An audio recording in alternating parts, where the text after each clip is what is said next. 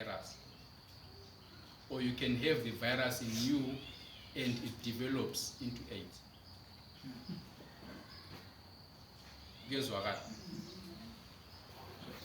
Let me bring it closer. Uletiya lo cha.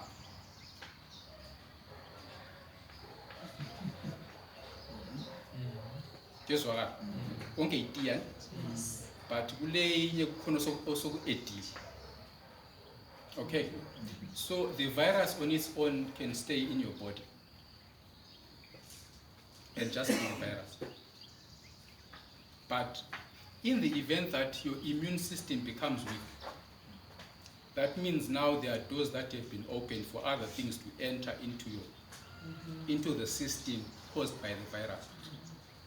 So let me give another example. If you have a 20-liter container, you come back with the 20 liter.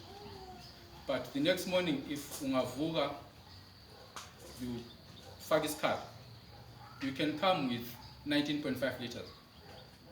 The more you put holes, the less the water. So right. I'll then get back to that container thing. And then now when we are looking at AIDS on its own is not a problem, but it just defines what the virus has done in your body. Just what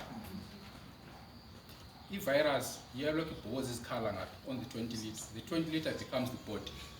So when you have the virus, if your immune system is strong, but if your immune system is weakened, that means the virus is putting holes in your system, which then brings more infections in the body. Which means if I have 10 holes, that means I have 10 different infections. That means my body can no longer contain. That means I'm weak. Yes, okay. So AIDS, it means acquired, which means you get it from someone. Immune, we've already defined what the immune is. Deficiency, we've defined that. And then syndrome now. Syndrome medically means a combination of diseases. So now we're basically saying AIDS means acquired, your immune has been compromised and you now have a lot of infections. Let me bring it closer. When you have HIV, like I said, you can be positive, but with HIV only, as a virus. You can have HIV and develop TB only. And if your immune system is strong enough, you may not develop any other problem. But if your immune system has been weakened in such a way that you have more than 4 or 5 problems in you, then that becomes AIDS. We are saying now the virus has caused more problems in your system because your immune system has been compromised. So HIV or AIDS. So with HIV, you can live positively with HIV, or your immune system is weakened to the point where you now have multiple infections in the system. Then in that case, we don't say you have HIV, you now have AIDS because you have a lot of infection.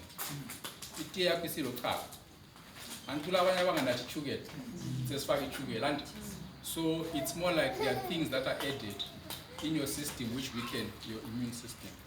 Okay. So basically this disease surfaces as a result of your weakened immune system. So like it. Right. And the definition of acquired. How is it acquired?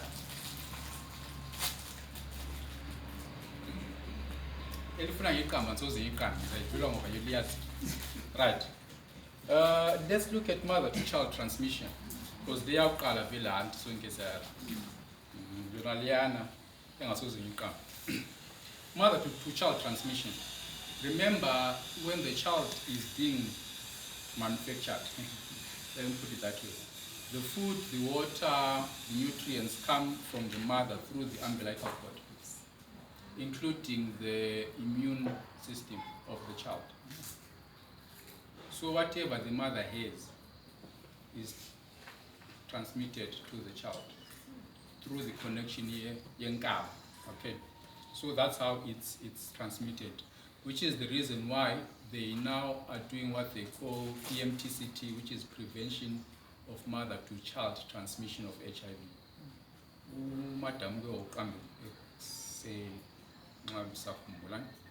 Where she was talking of PrEP and PEP. We'll get to that. And then it can also be transmitted through breast milk. The breast milk, we are saying, breast feeding, by the way, is an acronym. Every letter there represents something that the baby needs. But it's a lesson for another day. Okay. So the other thing that you can find in breast milk is immunity, which is the DING. So the I, feeding, is for immunity. So immunity, that's where you have your CD4 cells, okay, which are targeted by the virus. Okay. So that can be transmitted to the child during breastfeeding. Okay. And then we have direct contact with infected body fluids. Direct contact. I come to Mundu Sabin inheritant by Chiala. Never saying it as saying chances of you getting it that route are very slim because the virus can only live in the human. Guess what? Okay, but it's direct contact. So you have blood and then you have all the fluids from the reproductive systems, whether it's the male reproductive system or the female reproductive system. Any fluid from that system can be a source of transmission. Then this one is a bit controversial, but I think it also has an effect. Human bite.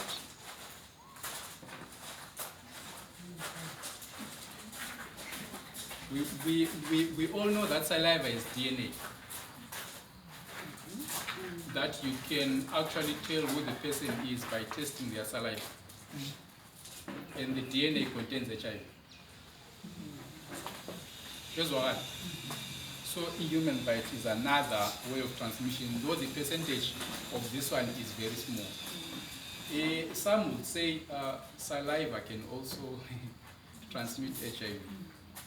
But some researchers said you will need about 5 liters of saliva for it to then cause the infection. So as we take 5 liters. But it's a potential to cause the HIV. So then, how does question?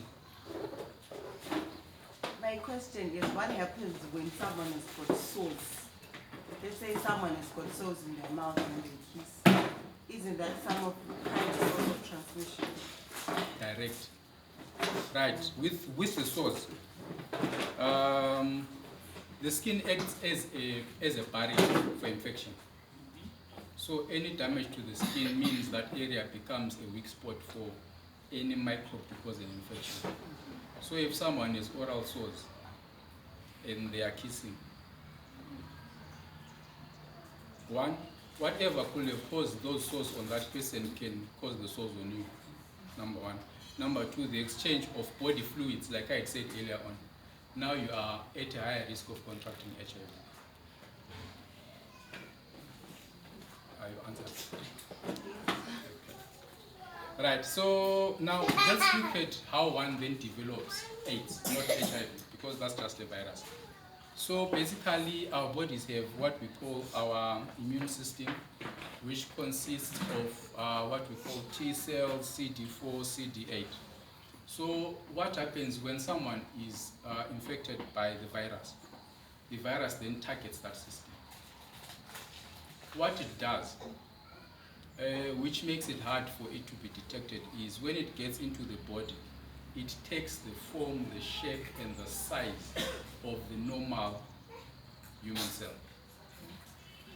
So uyabona pan, uyabucabanga ukuthi is the normal cell of the body, but the information that is inside is viral information. So then it then multiplies in that nature, because the body cannot differentiate who is who. For example, if South African military personnel come to Zimbabwe wearing their regalia, it's easy for them to be identified. But if they come into Zimbabwe wearing our own regalia, you can't differentiate who is who. And then it's easy for them to then deplete our own army, because we can't differentiate. So that's how the virus then multiplies in the body unnoticed. Okay. So, like I said, your immune system becomes weak, and the virus will greatly multiply. When that happens, this gives a chance to primary infections to surface. Because your body still has the CD4 and stuff to protect it. So the early symptoms that you normally have, you have your recurrent upper respiratory tract infections, your pneumonias, your sore throats, your bronchitis, and then basically on your chest infections. Okay, those become your primary infections. Then you have oral thrush. Oral thrush will come in, oral thrush will come in following your weakened immune systems. Your oral mucosa is also affected. And I want to only that shiny part. Okay, so when it's affected by the virus, the cells that are supposed to protect that area become reduced. And when that happens, and remember, the mouth is one of the dirtiest, or the mouth has the most microbes. Okay, so those microbes, because now your protective layer has been diminished, they start to manifest as oral infections. And then you also have fungal infections, ringworm in them. And then as the disease progresses, you start to have systemic problems. For example, I say now most of your systems affected. Your central nervous system, which allows you to move your fingers, which allows you to smile, which allows you, when you go to the toilet, to then pee or to number 2, stuff like that. So that one is also affected. And the most thing that you will notice in your CNS is you'll have needles and pins, especially under your feet, or because now the information that is sent to the head is not sufficient for the brain to then decipher whatever signal is being sent. So you have pins and needles. And then you have, in the brain, you can also develop meningitis. Cardiac, your valves, heart valves can be affected. And then you look at your chest, you can have TB, you can have, there's what they call PCP, which is more of, I can say it's more advanced TB, because Liana, your lungs will be greatly damaged, and then mainly you'll be having difficulties in breathing and high temperature. Then we look at your GIT, that is your food system. You have diarrhea, because that mucosal lining has been damaged, and the food can no longer be absorbed. So whatever you eat comes out as is, which is the other reason why most people that have HIV become bedridden, because whatever they eat is being lost and they lose a lot of energy. So those are some of the symptoms. I've just did the pathophysiology, how it occurs, and the symptoms that will occur. Then you can have also an enlarged liver and an enlarged spleen. With the enlarged liver comes about following, there will be too much damage to our red cells. So those are mainly processed with liver. So then the liver will now be trying to process more, and then in the process it will increase in size. And then the ones that comes with spleen, the spleen is the one that is responsible for production of your immune system. So because your immune system is being damaged, the body will go into a compensatory mechanism mode to increase your CD4, your T cells. Then in the end, your spleen becomes larger. Management. I'm kitchen. I'm about to wrap up. Management. From the medical side, there are a lot of things that we put in place, but I'll take it from a Christian point, although I may mention one or two that are medical, though they will be against the teaching of the SDA Church. I'm not promoting what I'll talk about, which has nothing to do with SDA Church, but I'll just mention it. Because you may find yourself in a situation where you have a discordant couple and you are in the church. Yes, okay. So with management, the first way of management is prevention of contracting the HIV virus, which is one, you have to abstain. Number two, if you can't abstain, you get married to one wife and be faithful.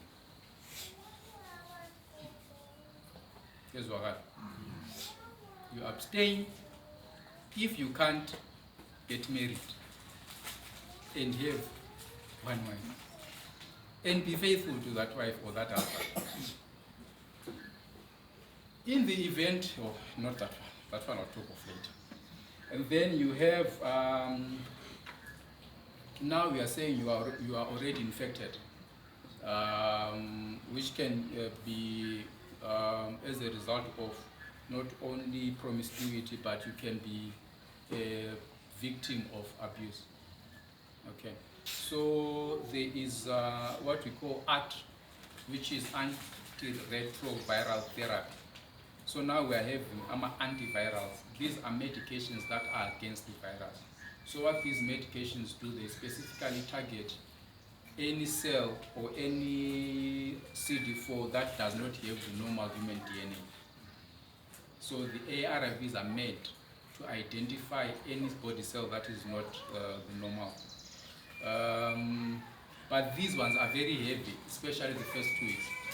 There are a lot of people that when they are started on ARVs, they become very weak or they become very ill. That's because their immune system has already been weakened.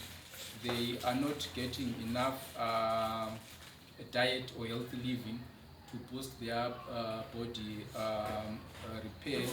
They are not getting enough nutrients because whatever they eat is being lost. So those things are heavy and they need a lot of energy for them to be processed in the body. And then the other thing under management is treatment of opportunistic infections. Opportunistic infections are those infections where ordinarily they will not affect you if your immune system was okay. But because your immune system has been compromised, those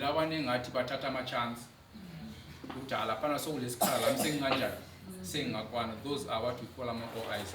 These include your meningitis, your TB, your oral thrush, your GE, basically and meningitis. And then you need to do what we call viral load monitoring. Viral load is the test that is done to check how much of the virus is in your bloodstream. There are people that have had virus that are more than 30,000 copies per mil, and when you check their viral load, you find it's less than 200. And there are some that have been found to have a viral, a CD4 count of 4. So that means basically that person is working without any form of protection. That's how bad HIV can do in the body. Then you have early screening of pregnant mothers. This is now done to prevent mother-to-child transmission. Then you have provider-initiated treatment and care, whereby we are saying when you go to the hospital or to the clinic, they should offer that service for you to be tested. Not because they are suspecting that you've done anything, but for you to know your status, because you may never know how you may have contracted it. I'll give an example that we picked in 2015 when we're doing a national HIV survey. We were in Plumtree. There was a 71-year-old lady. She tested positive. So now it was a bit puzzling because Wahumko, and she tested positive, and the test that we had could actually determine whether it's a recent infection or it's an old infection. So with her, it was a recent infection. So now when we then asked further, trying to get more information, we discovered that she was taken care of Mtanaki, who had come from South Africa and was positive. So because of Tumuko Kemakaya, they did not have gloves to take care of that person. So that's how we concluded that that's how she got the virus. Through taking care of someone, which will then go back to that scenario, which most probably then and stuff, then there's whatever, then she gets positive.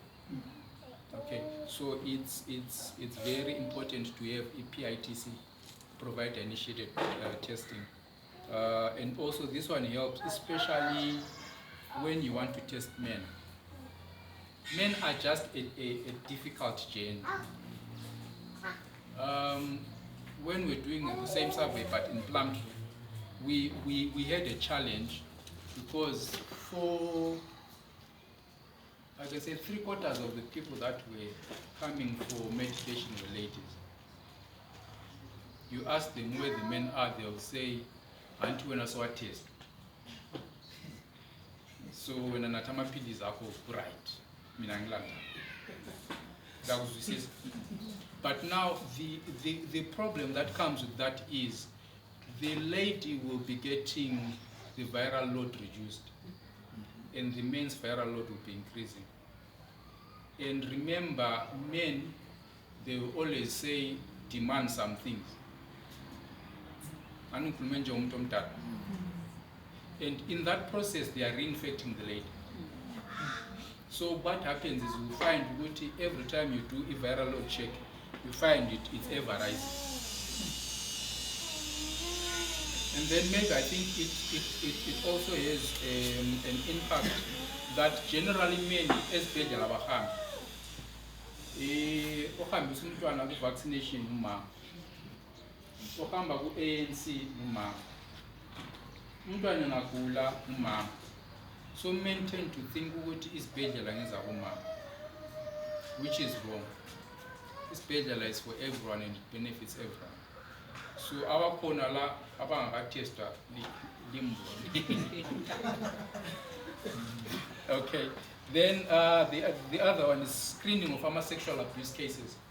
For example, that, like I had earlier on indicated in the morning, that as of January up to now, we have had about 220 cases of infants that were raped at 9 years. That brings down to about 20 per month. And when that happens, those kids are prone to be infected. So any sexual abuse cases need to be screened for HIV. And then I talked with abstinence and faithfulness. So far, are there any questions or areas that need clarity?